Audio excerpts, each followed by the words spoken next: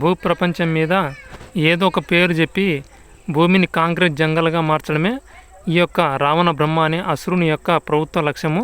ఈ ప్రభుత్వం ఆధీనంలో ఎన్నికలు మోసపూరితంగా జరపడమే కాకుండా గ్రామీణ ఆర్థిక వ్యవస్థను మొత్తం చిన్నాభిన్నం చేయడం జరిగింది. చేసి ఏ విధంగా మన కళ్ళ ముందే మొత్తం ఇక్కడున్న పశు సంపదనైతేమి, తర్వాత జీవ సంపదనైతేమి, తర్వాత వృక్ష సంపదనైతేమి, తర్వాత పవిత్రమైన మట్టినైతేమి అన్నిటిని సర్వనాశనం చేస్తూ శరవేగంగా దూసుకుపోతున్న ప్రస్తుత కాలగమనం.